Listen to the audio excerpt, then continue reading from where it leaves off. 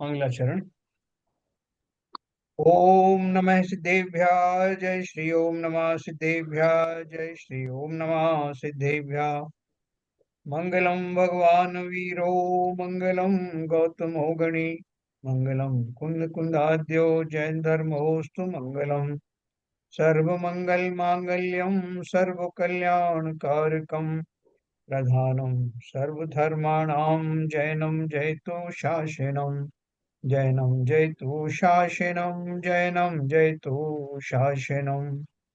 नमे समय साराय स्वानुभूत्या चकाशते चित् स्वभावाय भावाय सर्वभावांतरच्छिदे। समाचार ग्रंथ के अंत में दिए गए विशेष परिशिष्ट में जो आत्मा की 47 शक्तियां दी हैं उनकी चर्चा चल रही है। आचार्य अमरचंद्र ने इसमें हमारी आत्मा की जो अनंत शक्तियां हैं उसमें से 47 चुनिंदा शक्तियों का विश्लेषण किया है। और दिन प्रतिदिन जैसे जैसे हम उन शक्तियों से परिचित हो रहे हैं हमारा जो अपने स्वयं के प्रति ही बहुमान बढ़ता जा रहा है। तो हम उसके बारे में चर्चा करेंगे। हमारी 27 शक्तियां हम लोग पढ़ चुके हैं, अगली शक्ति के बारे में पढ़ेंगे।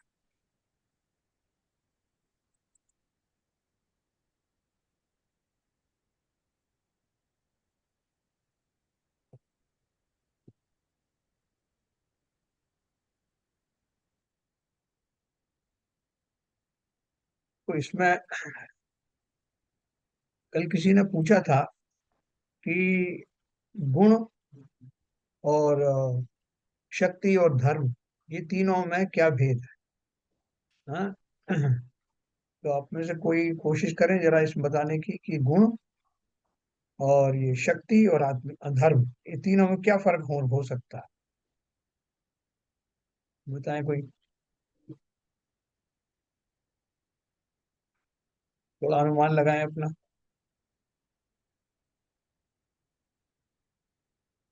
गुण मीना तो जी बताएं। उसका।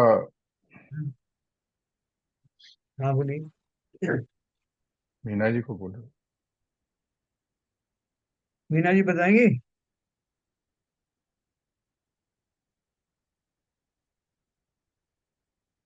मीना जी तक आवाज नहीं गई शायद।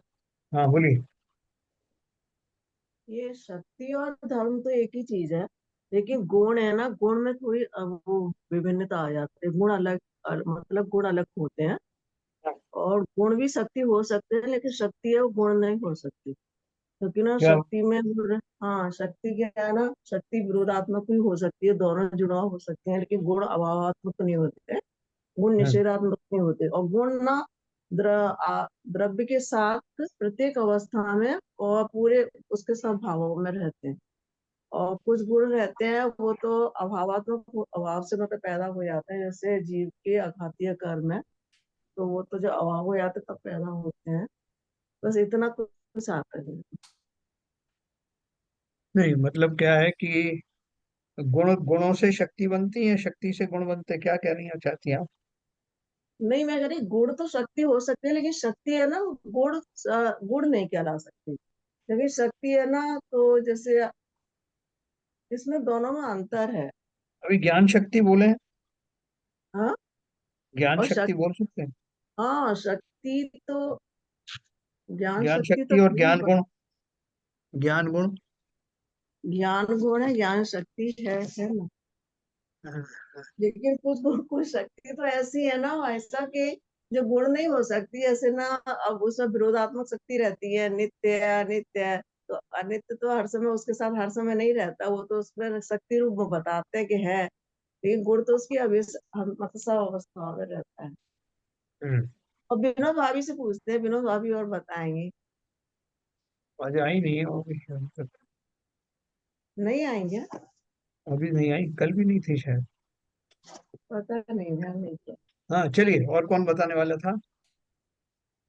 नहीं, जो बात कही मीना बहन जी ने वो सही कही है। हम्म। गुण शक्ति एक कॉमन चीज है, और गुण तो अनंत होते हैं। और पहली बात, गुण गुण शक्ति बन सकते हैं और शक्ति गुण नहीं बन सकती। वो शक्ति दोनों तरह की हो सकती है। हम्म। विभाव विभाव रूप भी हो सकती है, भाव रूप भी हो सकती है। और धर्म और गुण तो एक ही चीज है। हाँ, क्या मीना जी, धर्म और गुण एक है? नहीं, शक्ति और धर्म एक है। हम्म। मेरे को जहां तक समझ आता है ऐसा ही है, फिर आप समझाएंगे ना ऐसा। नहीं, कहीं परिभाषा अभी आपने तो पढ़ी? पूछ रहे कहीं परिभाषाएं आपने ऐसी पढ़ी? जैसे शक्ति और धर्म का, हाँ। जैसे शक्ति है ना, तो वो निष्क्रिय शक्ति है। शक्ति तो जीव में रहती है ना हमेशा, और निष्क्रिय सिद्ध अवस्था में प्रकट हो जाती है, लेकिन अपनी अभी है, अभी शक्ति रूप में अभी प्रकट नहीं है ना। इसे अपन की तो इसीलिए क्रियावती शक्ति अपन की चालू है, एक स्थान से दूसरे स्थान पर चले जाते हैं। ये भी अंतर पड़ता है। मीना बहन जी, अगर जी। शक्ति विपरीत है तो वो धर्म कैसे हो सकती है? नहीं, शक्ति विपरीत नहीं कह रही ना ऐसा। नहीं नहीं, आपने बोला शक्ति और धर्म एक ही है, तो हाँ, विपरीत शक्ति शक्ति और धर्म धर्म नहीं को कहला सकती शक्ति, है। हाँ शक्ति को धर्म कह सकते हैं, शक्ति और धर्म, लेकिन नहीं नहीं नहीं, मेरा कहने गुण का तो मतलब उसके ये हर है, एक अगर अवस्था शक्ति, में रहते हैं, गुण तो उसके हर एक अवस्था में रहते हैं, द्रव्य की में और प्रत्येक भाग तो में रहते देखिए, द्रव्य में गुण भी हमेशा रहते हैं, तो शक्ति भी हमेशा रहती है। अच्छा, गुण मैं और एक प्रश्न शक्ति। एक प्रश्न पूछता हूँ मैं, फिर अपन उनकी इसको वजह पूरा। से ही शक्ति आएगी सर। जो गुण है हाँ। वही शक्ति जनरेट करेंगे। शक्ति का कारण क्या है? अब गुण नहीं होगा शक्ति तो होगी नहीं। हम्म।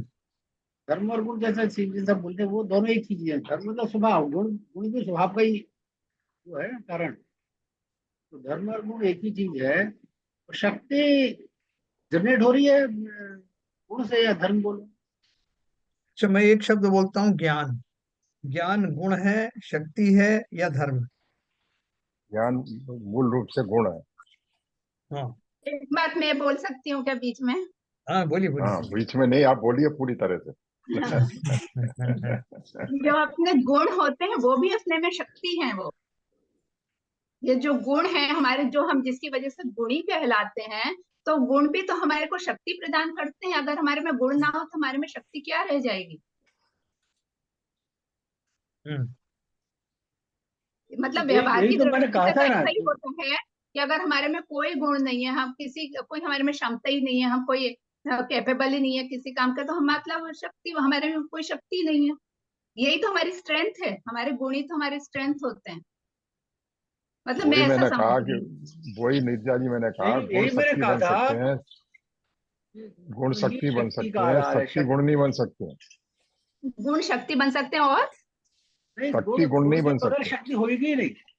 उसके तो बगैर गुण शक्ति होगी क्या? नहीं हम्म। नहीं होगी। नहीं, शक्ति ललित जी, अगर हम्म। विपरीत शक्ति है वो गुण नहीं हो सकते। तो यहाँ पे आत्मा के सवाल में विपरीत नहीं, शक्ति का विपरीत काम ही नहीं नहीं, है। विपरीत भी तो नहीं नहीं, शक्ति गुण आत्मा जब जो भी है। आत्मा गुण तो जब गुण है विवाह में ऐसे ही रहती सर। है, आत्मा जब विवाह में रहती है, तो जो विवाह हाँ, तब विपरीत वाले, शक्ति है क्योंकि वो कषाय है, कषाय हाँ, उसकी विपरीत तो शक्ति है। वो, तो इसलिए शक्ति गुण नहीं हो सकते, गुण गुण शक्ति सर बन गुण सकते हैं। है, वो सुगुण सगुण भी हो सकता है, कुगुण भी हो सकता है। गुण तो गुण है एक्चुअली। अब जैसे कोई व्यक्ति वही मैं योग कह रहा करता हूँ, है। वही चीज मैंने कही है, सुगुण और गुण की बात कही है। हम्म। चलिए, अभी मैं आपको ये ज्ञान गुण के बारे में बताऊं। तो ज्ञान एक गुण है, या ज्ञान शक्ति है, या ज्ञान धर्म है? बोलो। ज्ञान एक गुण है। गुण है। तो इसके लिए शक्ति क्या है? इस गुण के प्रयोग से, इस गुण के आधार पर क्या शक्ति उत्पन्न होती ज्ञान भी, जो ज्ञान एक शक्ति भी है हमारी, ज्ञान हमारी स्ट्रेंथ है। है? हाँ। तो अगर अपन इसको ऐसा कहें कि ज्ञान गुण के कारण जीव में जानने की शक्ति उत्पन्न होती, सही है। और फिर ये कहूं कि जानने की शक्ति के कारण यह जीव सारे जगत को जानता है, वह उसका स्वभाव है। एक ही बात है। तो ये तीन चीजें मैंने तीन फैक्टर में कही, एक में मैंने गुण कहा, एक में शक्ति कही, एक में उसका धर्म कहा। जानना ही उसका धर्म है, ये स्वभाव उसका स्वभाव है, एक ही बात है। है। तो स्वभाव को ही धर्म कहते हैं। और धर्म कोई शक्ति कहते हैं, शक्ति कोई गुण कहते हैं, सब एक ही बात है। आत्मा का जहाँ तक सवाल है, सब बातें नहीं एक है, नहीं, सिनोनिम्स अटैच हैं ये। अटैच अटैच तो वो तीनों, तो आप कनेक्ट कर सकते हैं उनको, लेकिन मैं इसमें डिस्टिंक्शन आपको बता रहा हूँ। जैसे अग्नि का मैं बोलता हूँ कि अग्नि में एक गुण है। क्या गुण है उसमें? दाह है, उसमें उष्णता है, उसमें ताप है। ठीक है, ये उसका गुण है। और जलाना, जलाना उसका क्या है? आप उसको शक्ति में भी कह सकते हैं और उसका धर्म भी कह सकते हैं, है ना। वो किसके कारण जलाती है? क्योंकि उसमें उष्णता नाम का गुण है, ताप नाम का गुण है, इसलिए उस गुण के कारण से जलाने की उसके अंदर में शक्ति है, और जला देना ही उसका धर्म। इसको अपन और आगे पढ़ेंगे तो आपको ये चीजें क्लियर होंगी।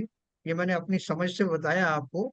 अब धीरे धीरे करके अपन इसको और, बस हो सकता है कि और अच्छी डेफिनेशन आपके पास में हो हाँ, तो वो ये सब अपन। त्यागवाद है। हाँ, बिल्कुल शादवादी है। तो एक जो शक्ति है, ये तो अपन को निश्चित है कि वो जो गुण है वही शक्ति का बेस है। वो उन गुणों के कारण ही वो शक्ति होती है, और उन शक्तियों का प्रयोग निरंतर होते रहना वही उसका धर्म है। चलिए आगे चलते हैं, अपन इसमें देखेंगे। हमने ये शक्ति पढ़ी, अनंत धर्मत्व शक्ति, है ना। इसमें क्या पढ़ा था? धारण, साधारण असाधारण, साधारण असाधारण धर्मत्व शक्ति से बात तो स्पष्ट हो गई थी कि भगवान आत्मा में साधारण असाधारण और साधारण असाधारण ये तीन प्रकार के धर्म गुण पाए जाते हैं। पर यह स्पष्ट नहीं हो रहा था कि वे धर्म हैं कितने, अर्थात इस एक आत्मा में कितने धर्मों को धारण करने की शक्ति है। अतः अनंत धर्मत्व शक्ति में यह बताया जा रहा है कि इस भगवान आत्मा में अनंत धर्मों को धारण करने की शक्ति है। विभिन्न लक्षणों के धारक विभिन्न अनंत गुणों को धारण करने की शक्ति का नाम ही अनंत धर्मत्व शक्ति है ना। वो कैसे कैसे हैं? कि वो गुण कैसे हैं? अनंत अलग अलग लक्षणों वाले हैं। रुकना, चलना, है ना, मुड़ना मुड़ना, ये सारी चीजें हैं। और विरुद्ध भी हैं, सीधा चलना और विपरीत दिशा में चलना, या सीधा चलना और रुक जाना, है ना, बहुत तेज चलना और बहुत धीमे हो जाना। ये बहुत सारे अलग अलग लक्षणों वाले जो हैं उसके अंदर में ये शक्तियां हैं, गुण हैं। और वो उनको धारण करने की जो शक्ति, वो सारे गुण उसके अंदर में क्यों रह पाते हैं? अपन बोलते हैं कि साहब उनके अंदर में उनका डाइजेशन सिस्टम बहुत अच्छा है। वो प्रोटीन से भरी हुई चीजें हों, या उसमें विटामिन हो, या कोई भी गरिष्ठ पदार्थ हो या सिंपल पदार्थ, सब हजम कर लेते हैं। उनके अंदर ऐसी ताकत है, डाइजेशन सिस्टम इतना अच्छा है। या अपन कहते हैं कि साहब उनकी ऑर्गेनाइजिंग पावर बहुत बढ़िया है। वो बुद्धू से बुद्धू आदमी से भी काम करा लेते हैं, और बहुत इंटेलिजेंट आदमी से भी करा लेते हैं, और सब लोग उनके साथ में रह करके प्रसन्न रहते हैं।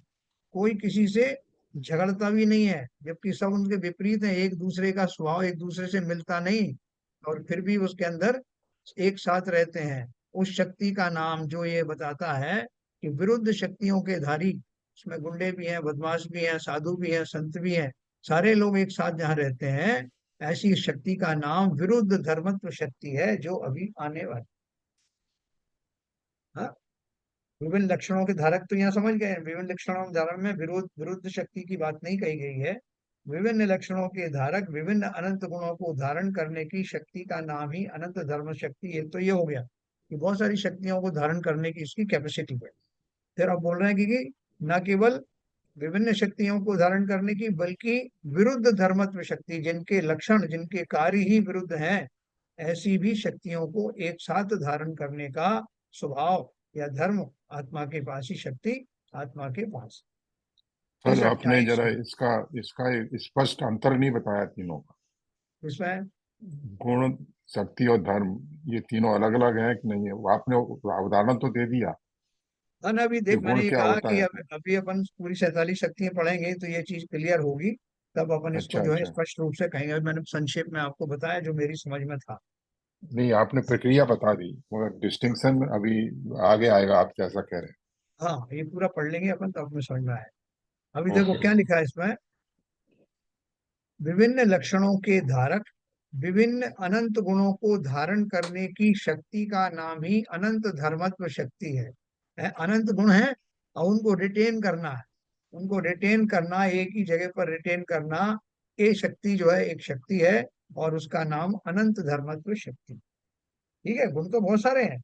जैसे हम बोले साहब कि भारत देश में एक खूबी है तो उसमें बहुभाषी, तरह तरह की भाषा बोलने वाले लोग, तरह तरह के भोजन करने वाले लोग, सब एक जगह रहते हैं। अनंत कई धर्मों के मानने वाले लोग सब रहते हैं। और भारत देश की ऐसी सहिष्णु शक्ति है कि उसके कारण से सारे अपने अपने धर्मों का पालन करते हैं, सब अपनी अपनी भाषा में बोलते हैं, और कोई किसी से इस बात पर झगड़ा होता नहीं।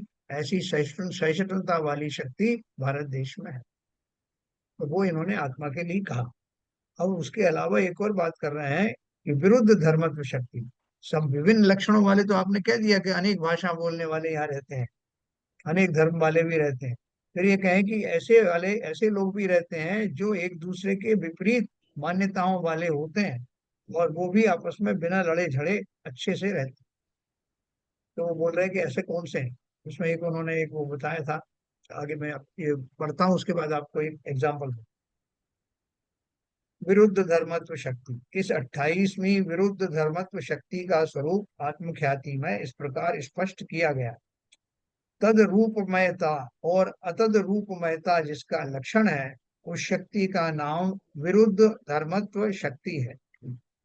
अनंत धर्मत्व शक्ति में यह तो स्पष्ट हो गया था कि भिन्न भिन्न लक्षण वाले अनंत धर्म आत्मा में रहते हैं, पर यह बात स्पष्ट नहीं हो पाई थी कि क्या परस्पर विरुद्ध स्वभाव वाले धर्म भी एक साथ एक आत्मा में रह सकते हैं। यह विरुद्ध धर्मत्व शक्ति यह बताती है कि न केवल अनंत धर्म है, किंतु परस्पर विरोधी प्रतीत होने वाले अनंत धर्म युगल भी आत्मा में एक साथ रहते हैं। धर्म युगल माने उल्टे, जैसे रुकना और चलना, ये विपरीत विरोधाभासी हो गया ना, तो ऐसे उसमें रहते हैं। एक भी है, अनेक भी है, ऐसे बहुत सारे युगल हैं जो विपरीत हैं और फिर भी एक साथ रहते हैं।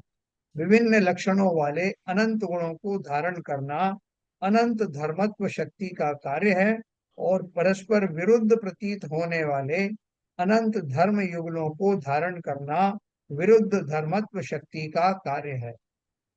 इस विरुद्ध धर्मत्व शक्ति में मात्र यही बताया गया है कि इस भगवान आत्मा में न केवल विभिन्न लक्षण वाले गुण एक साथ रहते हैं, अपितु यह भी स्पष्ट किया गया है कि परस्पर विरुद्ध प्रतीत होने वाले अनंत धर्म भी एक साथ रहते हैं। हाँ, या इन्होंने बहुत क्लियर उसकी कोई उदाहरण नहीं दी है, मैं थोड़ा और बताता हूँ। इस प्रकार विरुद्ध धर्मत्व शक्ति के निरूपण के उपरांत अब तत्व शक्ति और अतत्व शक्ति की चर्चा करते हैं। तो यहाँ इन्होंने जो बताया, विरुद्ध धर्म कौन कौन से हो सकते हैं। विरुद्ध धर्म जो एक दूसरे के विपरीत हों। हाँ, एक आध एग्जाम्पल आप लोग बताओ। मैंने जैसे बताया चलना और रुकना, चलने को रुकने की शक्ति एक साथ विद्यमान रहती है जैसे, या हाँ, किसी पदार्थ का जो एक रूप से परिणमन होना और उसके विपरीत रूप से परिणमन होना, दोनों शक्तियां मेरे अंदर में मौजूद है, आत्मा के अंदर मौजूद। वैसे भागवत कहते हैं ना आत्मा नित्य है, नित्य भी है, तो ये इसमें आ जाएगा क्या? आएगा, आएगा, बिल्कुल आएगा। नित्य और अनित्य, किस अपेक्षा से नित्य है और किस अपेक्षा से अनित्य है। और उसकी पर्याय पर्याय दृष्टि से तो अनित्य है। अनित्य है, हाँ, और तत्व दृष्टि से बराबर, ध्रुव ध्रुव रूप से वो हमेशा रहता है। ठीक है, वो हमेशा बना रहता है और कभी बदलता नहीं है। ध्रुव कहते हैं ना, कि ध्रुव है स्वभाव उसका, द्रव्य बना रहता है, लेकिन पर्याय की अपेक्षा से वो अनित्य है और द्रव्य की अपेक्षा से नित्य है, ऐसा है। और भी और भी बहुत सारी शक्तियां हैं जिनमें आपको उसके जो विपरीत और एक इसके अनुसार चलता है, ये दोनों दोनों गुणों के युगल उसमें पाए जाते हैं। ठीक है ना। तो इनकी एग्जांपल मैं आपको दूंगा, लेकिन इसमें एक विशेष बात मैं आपको बताऊं कि अपने यहाँ जो लोग विपरीत जिनकी बनती नहीं आपस में, उनको अपन क्या बोलते हैं, उनका 63 का 36 का आंकड़ा बोलते हैं। 36 का आंकड़ा, तो 36 का आंकड़ा कैसा होता है, 3 का मुंह इधर है और 6 का मुंह इधर है ना। अब अपन बोले 63, 63 का आंकड़ा कैसा है। 63 में आमने सामने है, लेकिन उनका भी विरोध विरुद्ध दिशा में होता है। 63 वाले में दो लोग आप और मैं सामने खड़े हुए हैं, तो हम दोनों की दिशा एक ही दिशा में मुंह है क्या? सही है? बात है। हमारे भी विपरीत दिशा में है, लेकिन कैसे हम मित्र हैं। और 36 का आंकड़े में भी विपरीत दिशा में है, लेकिन पीठ करके खड़े हैं एक दूसरे की तरफ। ठीक है, दिशाएं तो दोनों की दोनों ही दशाओं में अलग अलग हैं, मित्र में और शत्रु में। तो यहाँ जो है जो गुण पाए जाते हैं, वो युगल पाए जाते हैं, वो मित्रवत ही रहते हैं। उनमें वो जो जोड़े होते हैं वो व्यवधान उत्पन्न नहीं करते, वो शक्तियां उनके अंदर में रहती हैं। विपरीत दिखती भी है, विपरीत दिशा में अदिखती भी है, होते हुए, विपरीत दिशा में होते हुए 63 में हो रहे हैं ना। मित्रवत रहते हैं। ठीक है मतलब ना? वो 63 की स्थिति में वो रहते हैं हमेशा। 63 हाँ की हाँ, अवस्था रहते सही कह हैं। रहे हैं। आत्मा की ठीक है। अशुद्ध दशा में तो, आत्मा की अशुद्ध दशा में तो ऐसे विपरीत लक्षण मिल जाएंगे एक्चुअली। लेकिन जब हम भगवान आत्मा की चर्चा कर रहे हैं, उसमें किस हाँ, तरह होगा वो नहीं समझ में आ रहा था। क्या क्योंकि बोल रहे हैं, अभी समझे जैसे नहीं। अज्ञानी दशा में जीव है तो वो किसी क्रोध भी करता है और बहुत ममता भी कर लेता है, या बहुत प्यार भी कर लेता है, मतलब कुछ गुस्सा भी करता है, एकदम ठंडा भी हो जाता है, मतलब उसके भाव हाँ, दिखते हैं। और वो नहीं, अशुद्ध दशा है वो तो। लेकिन अपन जो ये सब जितनी भगवान बातें कर आत्मा की रहे हैं, दशा में ऐसे विरुद्ध लक्षण कौन से हैं? आत्मा की स्वाभाविक दशा में अपन बात करें, जो हाँ स्वभाव आत्मा है। स्वाभाविक दशा में। हाँ, स्वाभाविक दशा की बात हो रही है सारी। ठीक है, क्योंकि वहां जो है वो सब शक्तियां पीक पर पहुंचती हैं, चरम तक पहुंचती हैं, पूरी पूर्ण विकास को प्राप्त होती हैं, तो वहां उनका देखना समझना संभव होता है।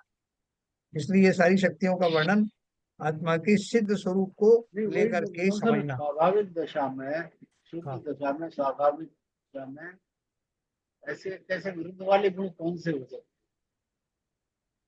कौन से? विरुद्ध विरुद्ध जो वो बताया ना नित्य अनित्य वाली बात, बाबूजी नित्य ने अभी तो वो एग्जाम्पल पर्यायवादी है, दिया वो धरा जीव का गुण नहीं है सर वो। है। ये हम भगवान आत्मा की बात कर रहे हैं, नित्य अनित्य वाला जो गुण है वो उसका नहीं है। ये पर्याय किसकी होती हैं?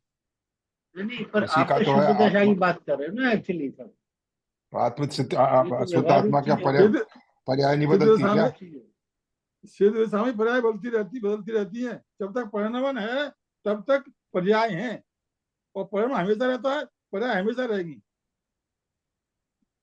पर, पर, क्या पर, सिद्ध सर दशा जिसका हो इसके चारों। इसके पर्याय जो तो हमेशा ही बदलती रहती है, सिद्ध भगवान की भी बदलती है। हाँ उत्पाद व्यय और द्रव्य, ये सभी द्रव्य की सभी अवस्थाओं में होता है। शुद्ध हाँ अवस्था में चाहे अशुद्ध अवस्था में, सभी में होता है। ये बात अलग है कि जब शुद्ध अवस्था में आता है तो जो पर्यायों की जो किस्म है वो शुद्ध शुद्ध शुद्ध ही चलती। हाँ, ठीक है ना? लेकिन बदलती तो है ना, पिछली पर्याय की अपेक्षा से, ये नई पर्याय की अपेक्षा से पिछली पर्याय का व्यय हो गया, नष्ट हो गई वो। ये बहुत बढ़िया एग्जाम्पल दिया है बाबूजी ने अपना नित्य अनित्य वाला, मोस्ट कन्विंसिंग। अभी बोलते हैं कि एक आदमी ने गंगा में डुबकी लगाई। गंगा राम जी थे तो डुबकी लगाने गए और डुबकी लगा के बाहर सिर निकाला, उतनी देर में उनके पूरे शरीर के परमाणु बदल गए। हाँ, बदल गए कि नहीं बदले, बताओ ललित जी।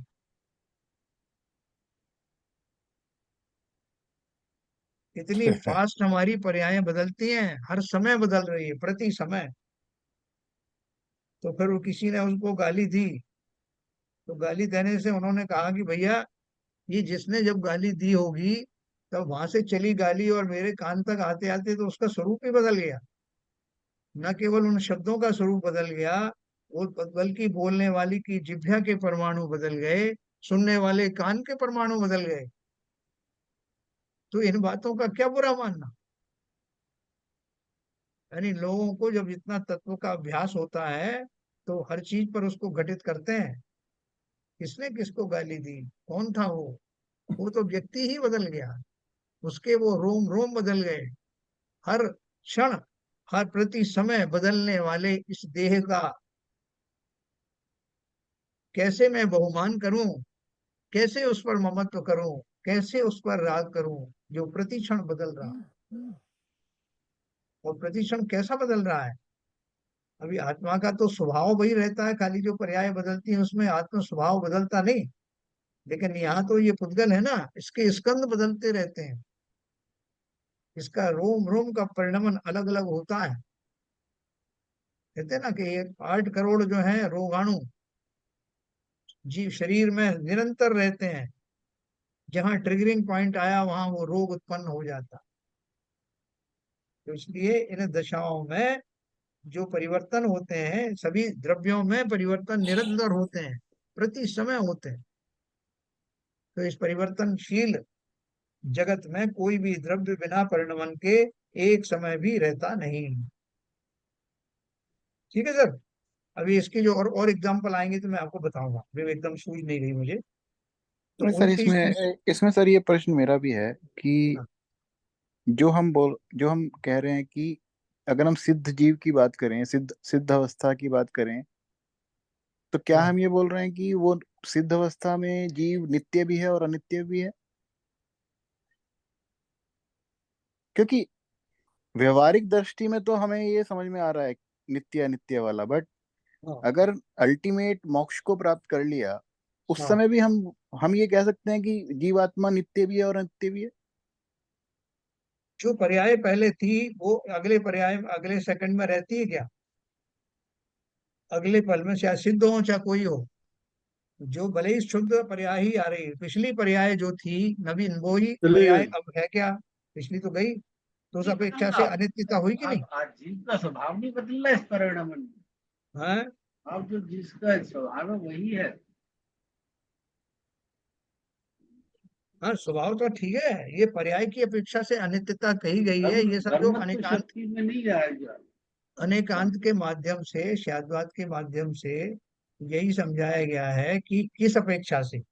क्योंकि उत्पाद व्यय द्रव्य आपको तीनों घटित करना है। अगर उसकी पर्याय बदलती है तो पर्याय बदल करके क्या होता है उसको, अभी जो इस पर्याय में है, जो मैंने आपको उदाहरण दिया ना कि गंगाराम ने डुबकी लगाई और जब निकला तो कोई और ही था, तो वो क्या हुआ? आप कहोगे सब कहाँ बदला, आदमी तो आदमी ही है ना। आदमी कहाँ बदला, एक मिनट, आदमी कहाँ बदला? आप बोल रहे हैं कि साहब वो तो नित्य और अनित्य, किस अपेक्षा से कहा नित्य अनित्य? जिस पर्याय में उसने डुबकी लगाई थी और वो डुबकी लगा के निकला, दोनों पर्याय बदल गई। अपन बोले ये वो व्यक्ति नहीं है, ये व्यक्ति तो अरे वही के वही है, वही उसी नाम का आदमी है, तो कैसे वही नहीं है? तो जो परिणामन हो रहा है उसकी अपेक्षा से अपन कहते हैं कि ये वो नहीं है ना। चक्रवर्ती सनत कुमार के साथ हुआ था ना ऐसा। सनत कुमार जी बहुत सुंदर थे, कामदेव समान उनका रूप था। तो उनकी प्रशंसा सुनकर के रूप की वहां से 2 देव आए परीक्षा करने, और उन्होंने उनकी बहुत तारीफ की कि महाराज आप तो बहुत सुंदर हैं, जैसा हमने सुना था वैसे ही। तो उन्होंने कहा कि अभी क्या देखा है, अभी मैं आता हूँ नहा धो करके, अभी तो मैं व्यायाम कर रहा था। तो वो नहा धो करके व्यायाम करके और आभूषण पहन के आए, और उन देवों से कहा कि अब बताओ अब मैं कैसा लग रहा हूँ। तो उन्होंने कहा साहब वो बात नहीं रही, अब आप उतने सुंदर नहीं हो। तो क्या बात कर रहे हो, अब तो मैं पूरे मेकअप के साथ आया हूँ। उन्होंने नहीं साहब, अब वो बात नहीं रही, आप वो नहीं रहे जो पहले वाले थे। तो क्या वो चक्रवर्ती नहीं रहे, सनत कुमार नहीं रहे? तो क्यों कह रहे हो कि वो नहीं रहे जो पहले वाले थे? उसका अर्थ क्या है कि जो जिस भाव के साथ में उस व्यक्ति को आपने अभी देखा है, व्यक्ति या द्रव्य को, उसकी पर्याय बदलने के बाद वो उस पर्याय रूप नहीं रहता, इस अपेक्षा से अनित्य है। लेकिन वो द्रव्य तो वही रहा, सनत कुमार जी रहे, अगर अपन ऐसे उदाहरण दें द्रव्य का, तो कुष्ठ वो तो कुष्ठ हो गया, कुष्ठ उस हिसाब से हो गया था नित्य है। उनको। भाई तो कुष्ठ रोग हो गया था उनको बाद में, फिर उसी समय। हाँ, कुष्ठ कुष्ठ हो गया था ना। और उल्टी करवाई थी उनसे, तो उन्हें कुष्ठ के वो निकले। हाँ बराबर, उल्टी नहीं करवाई, थूका गया था खाली पानी में। हाँ हाँ हाँ। तू गाया उल्टी, मतलब कुछ निकला, उल्टी और क्यों? लेफ्ट टेस्ट हुआ था। नहीं हाँ। बाबूजी, आपने उसकी और पर्याय बदल दी। तो को उल्टी में बदल दिया। हाँ, बाबूजी ने उनको कहा कि भाई अब अच्छा खासा भोजन करके बैठे, तो बाबूजी ने उल्टी करवा दी उससे। उसकी एक और पर्याय बदल गई। तो देखो, ये जो शायदवाद के शुरू में लिख दिया है उन्होंने, ये जो जीव की अनंत शक्तियां हैं वो शायदवाद से सही ठहराई जाती हैं, उसी उसी के द्वारा इसका विश्लेषण किया गया है। एक्चुअली इस परिशिष्ट के दो भाग थे, पहला शायदवाद था और दूसरा ये अनंत शक्तियां थी। तो मैंने वो शायदवाद वाला अभी इसलिए नहीं लिया कि वो जो अगला ग्रंथ अपन पढ़ने वाले हैं उसमें शायदवाद की और चर्चा की गई विस्तार से, इसलिए मैंने इसको यहाँ लिया नहीं। अगर आपको पहले वो मैं पढ़ाता ना तो आपको ये समझ में आ जाता कि ये जितनी भी शक्तियों का वर्णन किया जा रहा है उनमें जो शायदवाद का सिद्धांत है वो अनेकांतवाद का जो सिद्धांत है उसके अनुसार इसे समझाएगा। ठीक है बिल्कुल जी। नहीं, ललित जी भी क्लियर हुए क्या? नहीं सर, थोड़ा कंफ्यूजन है, लेकिन आगे आगे आगे देखते हैं, इसमें शायद क्लियर हो जाएगा। ये थोड़ा सा कंफ्यूजिंग पॉइंट सा लग रहा है आज, बट देखते हैं आगे इसको, क्योंकि अभी तक हमारा मानना ऐसा था कि सिद्ध अवस्था में पहुंचने के बाद अ, आत्मा नित्य हो जाती आत्मा है, तो ये थोड़ा सा जीव जो है नहीं ना नहीं नित्य। नहीं, मुझे एक बात बताओ, उत्पाद व्यय और द्रव्य ये जो है सभी द्रव्यों का लक्षण है ना। अगर उसमें उत्पाद व्यय द्रव्य में क्या होता है, इसकी परिभाषा अपन ने क्या पढ़ी थी कि नवी नई पर्याय का आना, पिछली पर्याय का व्यय होना और द्रव्य का सदा काल उस रूप बना रहना, अपने गुणों के सहित को धारण किए हुए द्रव जो द्रव्य है उसका ध्रुव बना रहना, ये सभी द्रव्यों का स्वभाव। ठीक है, अगर हम इसमें से ये कहें कि नहीं साहब वो एक अवस्था में आके एक पर्याय विशेष में आकर के उसका ये उत्पाद व्यय समाप्त हो जाता है, तो द्रव्य की परिभाषा खंडित हो गई। उत्पाद व्यय नहीं हुआ तो उसमें परिणमन नहीं होगा, वो परिणमन नहीं होगा तो जो द्रव्य है वो जड़ हो जाए। तो उसमें शुद्ध शुद्ध शुद्ध पर्याय चलती रहती है निरंतर। वो पहली पर्याय और दूसरी पर्याय में अलग होती है लेकिन है शुद्ध पर्याय। अगर वो पर्याय ना बदलें तो उत्पाद व्यय ना हो और द्रव्य का नाश हो जाए, द्रव्य जो है जड़ हो जाए। इसलिए वो सभी में होता है उत्पाद व्यय, और फिर भी ध्रुवत्व बना रहता है। ये तो अपन ने शुरू से बेसिक डेफिनेशन है, ठीक है ना। तो जो ओके नित्य ओके। अनित्य, उसकी अपेक्षा से नित्य अनित्य अपन कह देते हैं कि पिछली पर्याय का जो है चला जाना, नई पर्याय का आना, ये अनित्य दशा बतलाती। किसकी अनित्य दशा? पर्यायों की अनित्य दशा। ठीक है, तो जीव में पर्याय बदलने का, सभी जीवों में क्या सभी द्रव्यों में पर्याय बदलने का फर्क। एक लकड़ी है ना, लकड़ी आपको जो अभी दिख रही है वो थोड़े दिन बाद आप बोलोगे साहब ये पुरानी हो गई। तो पुरानी तो पहले दिन से ही थी, दूसरे दिन और ज्यादा पुरानी हो गई कि बहुत अप्रिशिएबल सिग्निफिकेंट चेंज हुआ, तब आपको मालूम पड़ा कि पुरानी हो गई साहब, 10 साल पहले नहीं थी। तो कैसे पुरानी हो गई? क्या पुराना हो गया उसमें? उन परमाणुओं का की जो दशा थी उनमें जो डिफॉर्मेशन हुआ, वो डिफॉर्मेशन होते होते वो जब इतनी दशा को पहुंच गई आपने बोला कि पुरानी हो गई। वो परमाणु कभी नए नहीं होंगे क्या? वो परमाणु फिर से जीवंत होंगे। एक दशा आएगी लकड़ी में से खिर जाएंगे, दूसरी दशा आएगी वो फिर कभी किसी जो है पेड़ के वृक्ष के जो है छाल बनने के काम आएंगे।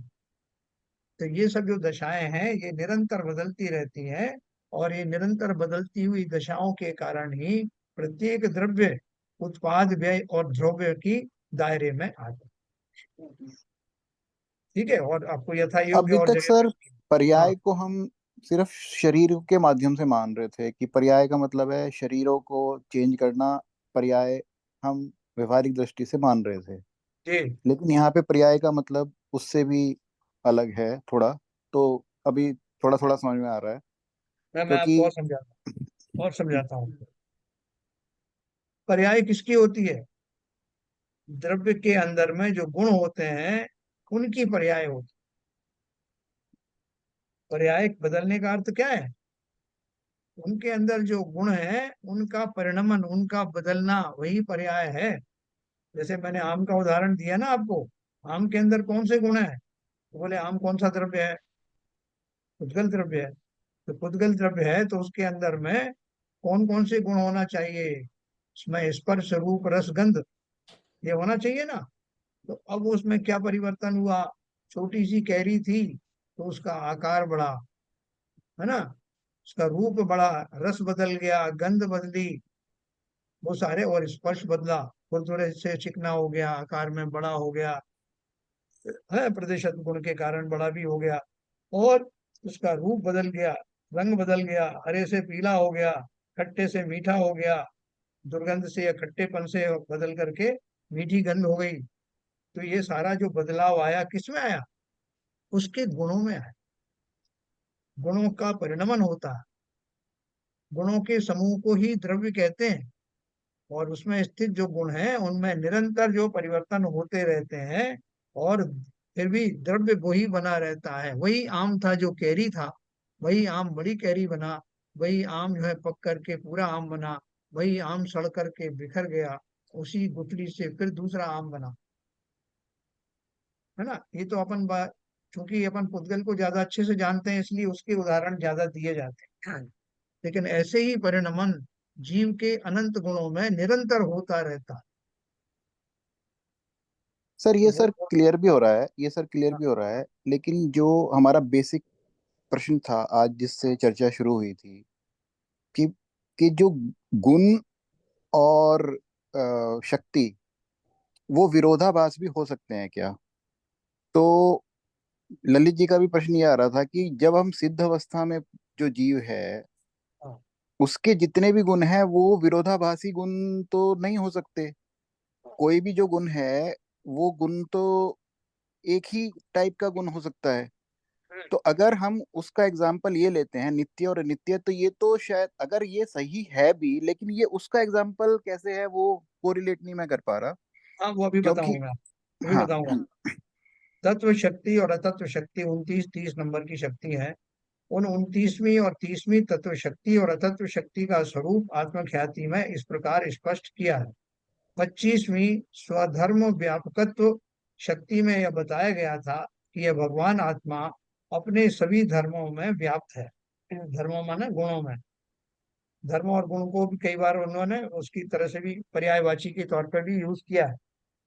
उसके बाद 26वीं शक्ति में यह बताया गया कि जिन धर्मों में आत्मा व्याप्त है उन धर्मों में कुछ धर्म साधारण है, कुछ धर्म असाधारण है, और कुछ साधारण असाधारण है। फिर 27वीं अनंत धर्मत्व शक्ति में यह बताया गया कि वे साधारण असाधारण और साधारण असाधारण धर्म अनंत हैं। उसके बाद 28वीं विरुद्ध धर्म शक्ति में कहा गया है कि उन अनंत धर्मों में कुछ धर्म परस्पर विरुद्ध प्रतीत होते हैं। ऐसे परस्पर विरोधी धर्मों को धारण करने की शक्ति इस भगवान आत्मा में है, जिसका नाम है विरुद्ध धर्मत्व शक्ति। इन विरुद्ध धर्मों में तत् और अतत् धर्मों की चर्चा करते हुए इन तत्व शक्ति और अतत्व शक्ति में यह बताया जा रहा है कि इस भगवान आत्मा में जो भी धर्म है उन सभी के होने रूप तत्व शक्ति है, और उनसे भिन्न पदार्थों और उन पदार्थों के धर्मों रूप नहीं होने की शक्ति का नाम अतत्व शक्ति है?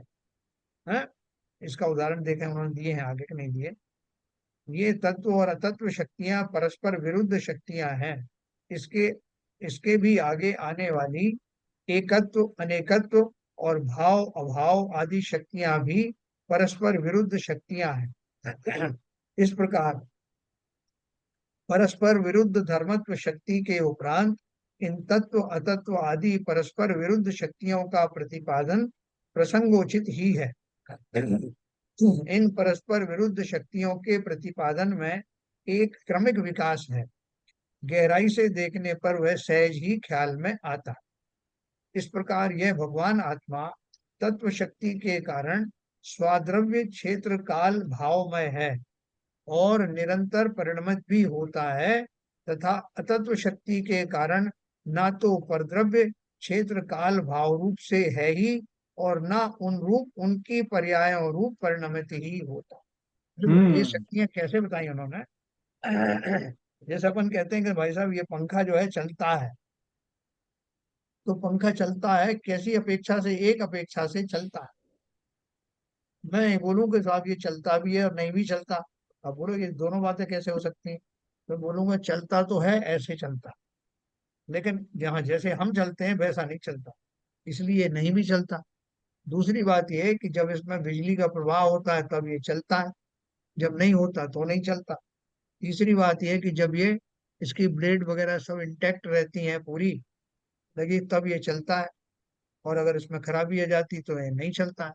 ऐसे मैं सैकड़ों तरीके से ही सिद्ध कर सकता हूँ कि ये चलता भी है और नहीं भी चलता। तो ऐसे इन्होंने यहाँ एक उदाहरण दिया है, आत्मा तत्व शक्ति के कारण स्वाद्रव्य, स्वक्षेत्र और स्वकालमय है और निरंतर परिणमित भी होता है। अपने क्षेत्र में रह करके उसके भाव अपने अनुसार ही बदलते रहते हैं। लेकिन दूसरे, आगे क्या बताया, पर द्रव्य क्षेत्र काल भाव रूप से नहीं है। अतत शक्ति के कारण ना तो परद्रव्य क्षेत्र काल भाव रूप से है ही, और ना उन रूप उनकी पर्यायों रूप परिणमित ही होता है ना। जैसा जैसे जीव का जो है परिणमन है, वो अजीव की तरह से परिणमित नहीं होता, पर द्रव्यों की भांति परिणमित नहीं होता। और एक बात बताऊं आपको, आत्मा के जो प्रदेश होते हैं उनमें से मुख्य 8 प्रदेश जो है सेंटर के, वो जो है वो स्थिर रहते हैं, और बाकी उसके आसपास के जो प्रदेश हैं वो मूव करते रहते हैं, घूमते रहते हैं। तो ये उसका स्वक्षेत्र में जो उसके जो प्रदेशों का जो क्षेत्र है, उस क्षेत्र में ही वो घूमते हैं। ये कभी मैं आपको अलग से बताऊंगा कि ये किस तरह का परिणमन होता है। वो 8 जो है वो जो प्रदेश होते हैं वो कौन से होते हैं जो कांस्टेंट रहते हैं, और बाकी के पूरे प्रदेश कैसे घूमते रहते हैं, उनका परिणमन एटम निरंतर भाई होता है। एटम की तरह। हाँ ठीक है सर। तो यहाँ तो अभी आपको मैं शॉर्ट में बता रहा हूँ, मैं आपको विस्तार से बताऊंगा। क्या बोल रहे हैं, तत्व शक्ति के कारण स्वाद्रव्य क्षेत्र काल भावमय है, यानी अपने क्षेत्र में, अपने द्रव्य के क्षेत्र में, हर एक द्रव्य में 4 चतुष्टय होते हैं ना। कौन कौन सी चतुष्टय है, उसका द्रव्य, द्रव्य के अंदर रहता है, उसका क्षेत्र स्वक्षेत्र होता है, उसका अपने परिणमन का एक काल होता है, और उसका अपना स्वभाव होता है। इस तरह से समस्त द्रव्यों का के अपने अपने चतुष्टय होते हैं। उन चतुष्टय से बाहर कोई नहीं जाता। तो मेरा चतुष्टय क्या है, जो आत्मा का जो द्रव्य है, आत्म द्रव्य है, उसके अंदर ही वो कन्फाइंड रहता है, वही उसका क्षेत्र है। और वही क्षेत्र किसे कहेंगे, द्रव्य किसे कहेंगे, गुणों के समूह को। जहां जहां तक उसके गुण है वहां वहां वो द्रव्य है, और उसका जो परिणमन है वही उसका क्षेत्र है, उन्हीं के अंदर में परिणमन होता। और कब होता है, उसका काल क्या है, अपने स्वकाल में होता है। कौन से काल में उसका क्या परिणमन होता है, वो अपना अपना निश्चित है। कैरी किस काल में पक कर के पीली हो जाएगी, वो उसका अपना गुण है, अपना परिणमन है। आत्मा का भी ऐसा परिणमन है, कब उसके कौन से भाव पलटते रहते हैं, वो उसका परिणमन का काल होता। और भाव का अर्थ है स्वभाव। जैसे लकड़ी का स्वभाव जो आप जानते हो कि उसमें कुछ किंचित चिकनापन भी होता है, किंचित कड़ापन भी होता है, वो बरसात में से सड़ भी जाती है, उसमें कीलें भी ठोकी जा सकती हैं, ये सब उसका स्वभाव है। लोहे का स्वभाव अलग है। और इसी तरह से आत्मा का जो स्वभाव है उसको ही भाव कहा। तो द्रव्य क्षेत्र काल और भाव जब कहते हैं, तो समस्त द्रव्यों पर वो घटित होता है अपने अपने हिसाब से। ठीक है। और हर एक द्रव्य अपनी अपेक्षा से, अपने द्रव्य की अपेक्षा से, अपने क्षेत्र की अपेक्षा से, अपने काल और भाव की अपेक्षा से परिणमित होता है, पर की अपेक्षा से नहीं होता। इसी को मैं अस्ति और नास्ति के रूप में प्रस्तुत करता हूं। है ना। तो भगवान आत्मा तत्व शक्ति के कारण स्वाद्रव्य, क्षेत्र, स्वकाल और स्वभावमय है, और निरंतर परिणमित भी होता है। अपनी दायरी में मैं होता हूँ। तथा अतत्व शक्ति के कारण ना तो परद्रव्य क्षेत्र काल भाव रूप से है ही, और ना उन रूप उनकी पर्यायों रूप परिणमित ही होता हूँ। अभी देखो मेरा परिणमन होता है कि मैं रागी द्वेषी हो सकता। क्यों हो सकता हूँ, क्योंकि ये भावात्मक है। मैं ज्ञान गुण से संपन्न, मैं वैराग्य दशा को प्राप्त भी हो सकता हूँ, मैं वीतरागी भी हो सकता हूँ, मैं मिथ्या दृष्टि भी हो सकता हूँ, मैं सम्यक दृष्टि भी हो सकता हूँ। ये सब भावात्मक है, क्योंकि जीव भावात्मक ही है, वो पुद्गल जैसा नहीं। तो मेरे जितने भी परिणमन होंगे इसी जाति के होंगे, बदलाव होंगे। एक एक समय पहले मैं मिथ्या दृष्टि था, दूसरे समय में सम्यक दृष्टि हो गया। एक समय पहले मुझे लोग मूर्ख कहते थे, अगले समय मुझे विद्वान कह रहे हैं। तो ये सारी जो परिणमन किसके हो रही है? द्रव्य में होने वाली जो दशाएं हैं, आत्मा के योग्य जो परिणमन है वो आत्मा में होगा। पुद्गल में होने योग्य परिणमन पुद्गल में होगा। मुझ में मेरे जैसा होगा, अन्य द्रव्यों जैसा नहीं होगा। इसी बात को अपन बोलते हैं कि मैं परिणमन तो होता हूं लेकिन उन जैसा परिणमन नहीं होता। इसीलिए उसे अस्ति और नास्ति से कहा। तो इस शक्ति का नाम जैसे विभिन्न जोड़े बताए गए ना, तो वो जोड़ों को इस तरह से सिद्ध किया गया, आगे भी दिया इसको। ये थोड़ा समझ में आया क्या? तो ये जो बात आपने बताई इस पर्टिकुलर गुण में, ये हाँ शक्ति में, ये तत्व की और तत्व की बात बताई। हाँ तत्व का मतलब ये है कि परतव्यों में जो परिणमन होता है उसकी कॉलोररी से आत्मा के अंदर परिणमन नहीं होता है। बराबर, आत्मा का बिल्कुल सही, परिणमन अपने अपने गुणों के अनुसार होता है। बिल्कुल सही, मतलब बिल्कुल सही। ठीक है, तो इसमें जो जो विरोधाभास वाली शक्ति थी हाँ वो अलग चीज थी और ये अलग चीज है जो मैंने हाँ समझा। हाँ, ये इसकी अपेक्षा से है ना। इस प्रकार जैसे अपन बोलते हैं ना कि ये द्रव्य द्रव्य जो है वो बदलता तो है, लेकिन कैसे बदलता है? अपने रूप से बदलता है, दूसरे के रूप में नहीं बदलता। Yes yes. इस प्रकार स्वयं की अनंत शक्तियों रूप होना, देखो तत्व शक्ति क्या है? इस प्रकार स्वयं की अनंत शक्तियों रूप होना तत्व शक्ति का कार्य है, और पर रूप नहीं होना अतत्व शक्ति का कार्य। सही है। ठीक है? इस प्रकार तत्व शक्ति के कारण आत्मा ज्ञानादि गुणों रूप और उनके निर्मल परिणमन रूप है, और अतत्व शक्ति के कारण रूपादि और रागादि रूप नहीं है। ठीक है सर? क्योंकि रूपादि और रागादि रूप क्यों जो है, देखो यहाँ उन्होंने एक और विशेष बात बताई। मैंने आपको राग की बात भी बताई थी कि रागादि से युक्त होना, भले ही मेरा विभाव परिणाम है, लेकिन फिर भी वो कोई लकड़ी में तो राग होता नहीं। राग आदि तो जीव में ही होते हैं, लेकिन वो मेरी विभाव परिणति है। तो यहाँ तो उन्होंने जब शुद्ध आत्मा की बात करी तो उन्होंने कौन से गुण लिए उसमें? राग आदि को भी नहीं लिया। क्या लिया है? तत्व शक्ति के कारण आत्मा ज्ञानादि गुणों रूप और उनके निर्मल परिणमन रूप है, तत्व शक्ति के कारण। और अतत्व शक्ति के कारण रूप आदि और राग आदि रूप नहीं है। कई अब समय में अपन ने कई जगह पढ़ा ना कि राग आदि को भी उन्होंने फुद्गल के खाते में डाल दिया। क्यों डाल दिया था? क्योंकि वो कर्मोदय जन्य होता है। कर्मों की उपस्थिति में ही जीव के राग आदि परिणाम होते हैं, इसलिए उन्होंने सही है। उसके खाते में डाल दिया था। और क्लियर होगा आपको धीरे धीरे करके। तात्पर्य यह है कि स्व चतुष्टय रूप रहना और पर चतुष्टय रूप नहीं होना इस आत्मा का सहज स्वभाव है। जब मैं कहूँ मैं सत्य बोलूंगा और मैं सच बोलूंगा और सच के सिवा कुछ नहीं बोलूंगा, ये क्यों कहलवाते हैं अस्ति से और नास्ति से? कि साहब आपने ये तो गारंटी दी कि मैं सच बोलूंगा, मगर आपने ये नहीं कहा कि मैं झूठ कभी बोलूंगा ही नहीं। हाँ बोलो, मैं सच भी बोलूंगा और झूठ भी बोलूंगा। तो इसलिए दोनों तरफ से नक्की करने के लिए, 100% श्योर होने के लिए ऐसे ही बोलते हैं मैं सच बोलूंगा और सच के सिवाय कुछ नहीं बोलूंगा। तो यहाँ क्या बोल रहे हैं?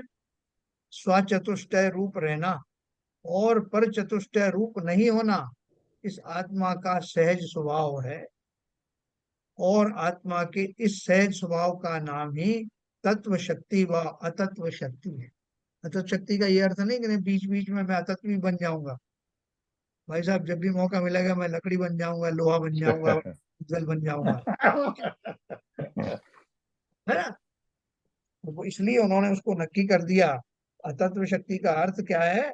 कि मैं पररूप कभी नहीं होऊंगा। जो मेरे नैसर्गिक गुण है मैं उन्हीं में कन्फाइंड रहूंगा। मैं अपने स्वभाव के अनुसार ही परिणमन करूँ। स्व की अस्थि तत्व शक्ति का और पर की नास्ति अतत्व शक्ति का कार्य है ना। अस्थि और नास्ति किसकी हुई? अपन ये नहीं कहेंगे साहब कि इसका अर्थ ये हुआ कि जीव कभी तो है, जीव कभी नहीं है। ये अस्थि नास्ति नहीं है यहाँ कि जीव कभी खत्म हो जाएगा क्या। अस्थि नास्ति अगर दोनों गुण उसके साथ बता दिए तो नास्ति नित्य है किसकी साहब। अपेक्षा? पर की अपेक्षा से। मैं अपनी अपेक्षा से हूँ, पर की अपेक्षा से नहीं हूँ। पर अपनी अपेक्षा से है, मेरी अपेक्षा से नहीं। स्वा की अस्थि तत्व शक्ति का और पर की नास्ति अतत्व शक्ति का कार्य है। इन शक्तियों के ज्ञान श्रद्धान से स्वरूप में रहने की चिंता और पर रूप न हो जाने का भय समाप्त हो जाता। कि भाई साहब मैं अभी सोने जा रहा हूँ, ध्यान रखना, अलार्म लगा देना और मुझे जगा करके बता देना कि मैं अपने स्वरूप में ही तो हूं ना। कहीं ऐसा नहीं सोते वक्त मेरा स्वरूप निकल जाए और मैं आदमी से लकड़ी बन जाऊं, लोहा बन जाऊं। तो आप जागते रहना, मेरी निगरानी करते रहना, कहीं मैं बदल रहा हूं तो सवेरे उठ के बड़ा खुशी मनाऊं, करे साहब मैं आदमी के रूप में सोया था और बड़ी खुशी की बात है कि आदमी के रूप में ही उठाऊं। है, ये गारंटी दो मुझको। तो वो क्या बोल रहे हैं? इन शक्तियों के ज्ञान श्रद्धान से स्वरूप में रहने की चिंता और पररूप ना हो जाने का भय समाप्त हो जाए। तुम्हारा कुछ नहीं बिगड़ेगा।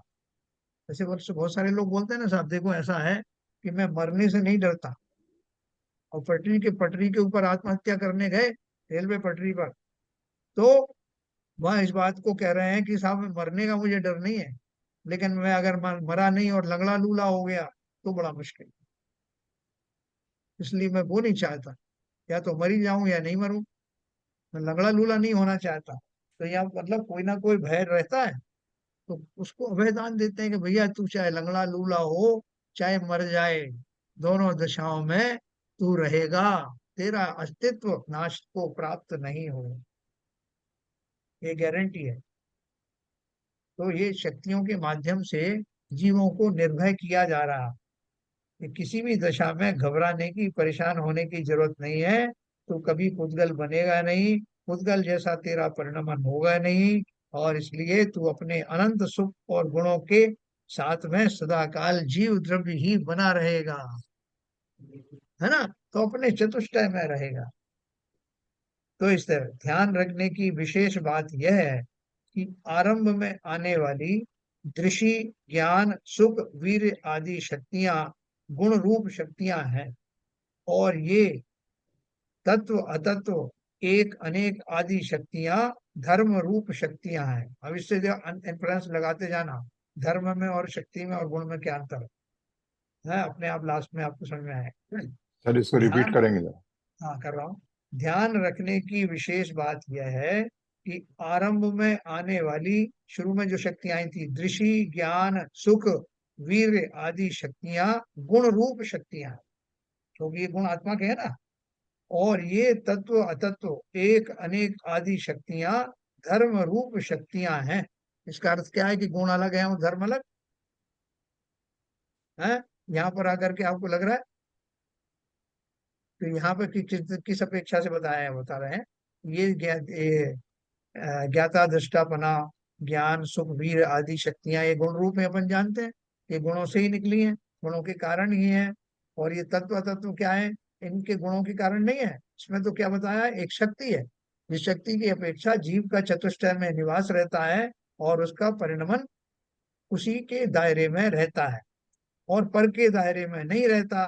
तो ये तत्व तत्व जो है ये उसके परिणमन की कारण है, परिणमन है, उसकी शक्तियां हैं, जो उसका आ, व्यवहार है, उसकी बात है जो वो करता है। तो ये इनमें दोनों में ये अंतर है। दृष्टि, ज्ञान, सुख, वीर आदि शक्तियां गुण रूप शक्तियां हैं, और ये तत्व तत्व एक अनेक आदि शक्तियां धर्म रूप शक्तियां हैं। परिशिष्ट के आरंभिक अंश में ज्ञान मात्र आत्मा में अनेकांतपना सिद्ध करते हुए, देखो अनेकांतपना की बात कर रहे हैं ना, सिद्ध करते हुए जिन 14 भंगों की चर्चा की गई है, उन भंगों में चर्चित तत् अतत एक अनेक आदि धर्म ही यहाँ तत्व अतत्व एकत्व अनेकत्व आदि शक्तियों के रूप में प्रस्तुत किए गए। एक्चुअली जो परिचित मैंने छोड़ दिया था उसकी चर्चा ये कर रहे हैं तो अगर अपन जरूरत समझेंगे तो 47 शक्ति के बाद में हम उस परिशिष्ट को भी पढ़ लेंगे, इसी का ही पाठ है, जिसमें ये 14 भंगों के द्वारा चर्चा की गई। इसमें तत् अतत आदि सब बताया गया। वहां जो अनेकांत की चर्चा की गई है, उसमें अनेकांत शब्द की व्युत्पत्ति दो प्रकार से की गई है। पहली अनंत गुणों के समुदाय के रूप में, और दूसरे परस्पर विरुद्ध प्रतीत होने वाले धर्म युगलों के रूप में। उसी को आधार बनाकर यहाँ पहले गुण रूप शक्तियों की चर्चा की गई और बाद में धर्म रूप शक्तियों पर प्रकाश डाला जा रहा है। अब जो आपका प्रश्न था जो मैंने पहले पूछा था, क्या उसमें प्रश्न आया, क्या शक्तियां गुण और धर्म रूप ही होती हैं? इसका उत्तर अपन कल पढ़ेंगे, है ना। आज पर सोचना आप कि गुण और धर्म रूप कैसे अलग अलग होती हैं। अभी आपने लटका दी।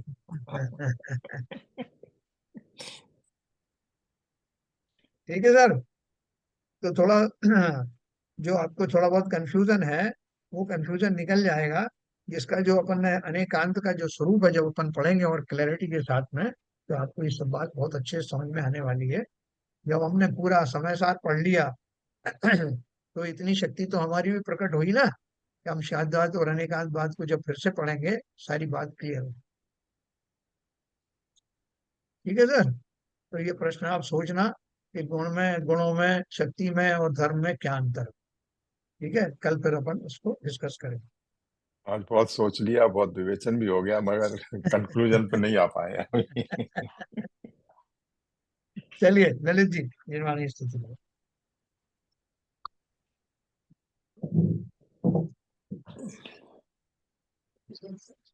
काश में तू ज्ञान के प्रकाश में, प्रकाश में ज्ञान से प्रकाश में, सवाल नहीं आ रही।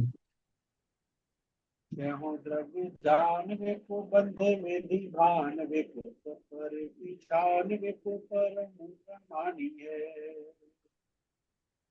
अनुभव बताए वे को जी के जताए वे को काहू न सताए वे को भव्य रानी है। जहाँ तहाँ तार वे को पार के उतार वे को विस्तार वे को यही दिव्य वाणी है। हे जिनवाणी भारती तो जपूजन रहे, तेरी शरणा गए से पावे सुख है। या वाणी के ज्ञान से सुधे लोकालो, वो वाणी स्तंभरों सदा देते हैं दो, सदा देते हैं दो। वाणी माता की जय। जय।